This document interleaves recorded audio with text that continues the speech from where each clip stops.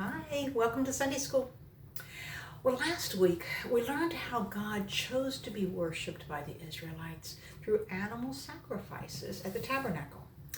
And we learned how in God's mercy he chose to forgive the sins of his people by accepting those animal sacrifices as a substitute for the people.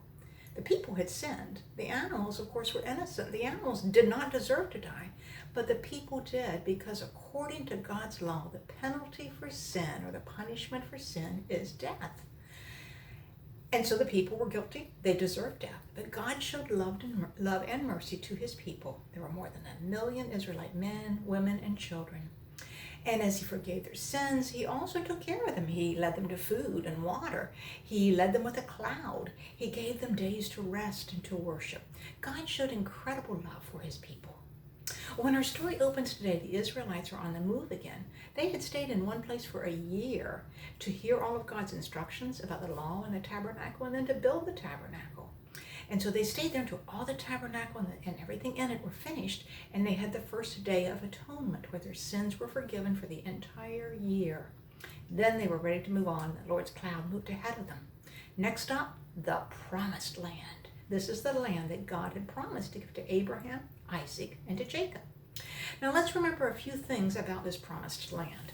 First, Abraham, Isaac, Jacob, and Jacob's 12 sons and their families had lived some years in this land called Canaan, but they lived in tents and they moved around with their animals. The land didn't really belong to them. The land was full of other people then and now, or at the time of our story, the people who had lived there. There were people who had families and they had farms and they lived in cities and they had businesses and shops and things like that in the cities. So that the land was full of Canaanite people who had lived there for many generations. That means that their grandparents had lived there and their great-great-grandparents had lived there. And it's now been 430 years since Jacob and his family left this land. Now God had promised to give this land to his people, but they couldn't just walk in and live in somebody else's houses. Remember, there were over 1 million Israelite people and they all needed home. They needed land for their animals and cities for their stores. So the Israelites were going to have to fight their way in. And most of the cities had strong, thick walls around them for protection. And every city had an army ready to fight to defend their people and their land. So the Israelites had a big job ahead of them. So the Lord God told Moses what to do next. He said, God told Moses, send some men up to explore the land of Canaan, this land that I am giving you giving to you and to the Israelites. And so God told Moses to send 12 spies, one from each tribe. Now the tribes were named after the 12 sons of Jacob.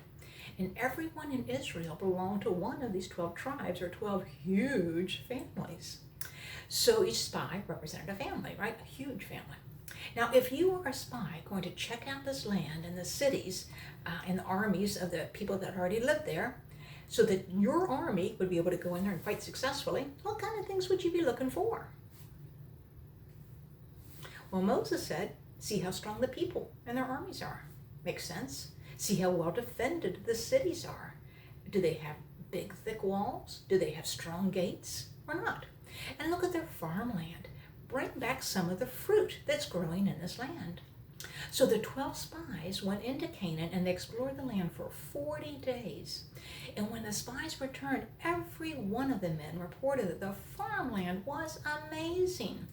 2 of the men, are you ready?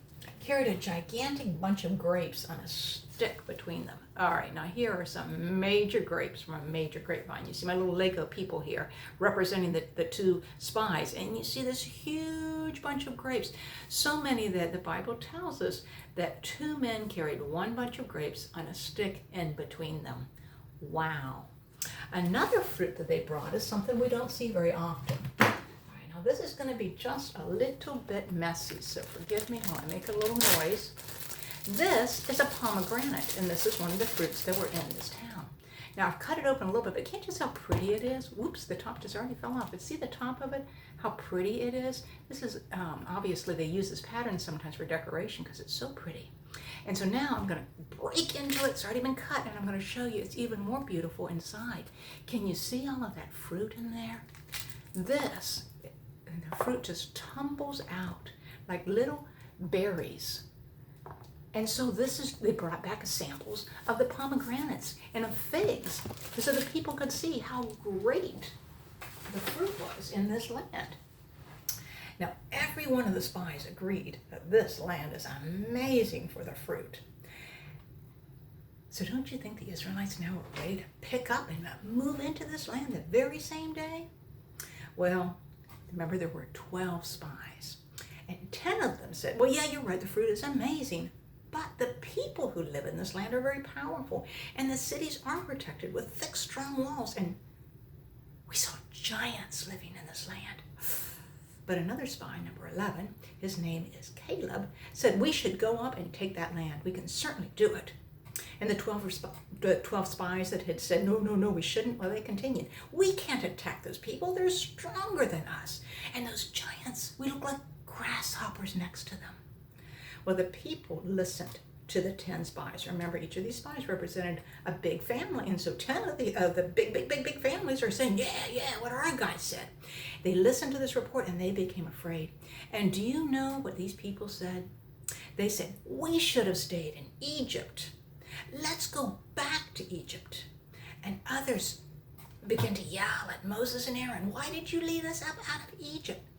Well, Moses and Aaron fell on their faces in prayer. Only God could stop this rebellion. Now there's one more spy, number 12 spy. His name is Joshua. And so he joined Caleb in telling the people, the land we explored is very good. If the Lord is pleased with us, he will lead us into this wonderful place. The Lord will give it to us.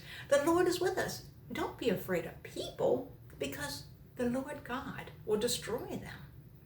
But the people disagreed. They wanted to kill Joshua and Caleb. You see, the people did not trust God. They trusted the Pharaoh, the guy who made them slaves and killed their babies. They trusted this evil Pharaoh more than they trusted their loving and powerful God who had protected them and taken care of them. God was very angry. His cloud appeared at the tabernacle, and God told Moses that he, God, would destroy all the Israelites who did not trust him and did not believe his promises. Well, Moses again prayed and asked God to show his mercy and his forgiveness and his great love one more time for these rebellious people. And in his mercy, God answered Moses' prayer. God forgave the people and their great sin of unbelief, but he would punish the people. God sent a plague against those 10 spies that led the rebellion and had the bad report and said, we shouldn't go, we're afraid. The plague killed them instantly. And then God told the Israelites that none, 0 of the adults who doubted God's goodness would ever set one foot into the promised land. All of the Israelites would have to live in the desert for 40 years until all of the adults died. Only Joshua and Caleb, the 2 spies who trusted God, could enter the promised land. But they had to wait 40 years. By then, the children of the rebellious adults would be grown-ups, and they would become the new army of Israel. Why do you think God said 40 years? Why that number? It's a popular number in the Bible. But I think it was 1 year for each day that the spies were in the promised land and they saw the beauty, the magnificence of this land that God was ready to give them right away. Well, the next day, some of the rebellious adults said, oh, we were wrong to doubt God. Let's go up to Canaan and claim this land that God has promised to give us. And Moses said to them, it's too late. God has already named your punishment. You can never enter this land. God will lead the army when it's time, and that will be 40 years from now. Well, some of the people went anyway. God's cloud stayed at the tabernacle. Moses and Aaron stayed at the tabernacle. Clearly, God was not with these rebellious adults. And guess what happened? They were defeated by the Canaanite armies. You see, God would give them victory, but only when they chose to follow God, to trust God, and to believe his promises. They had to wait for God's perfect timing. Well, that's the end of the first part of our story. Let's take a quick break, and I'll see you back in just a few minutes.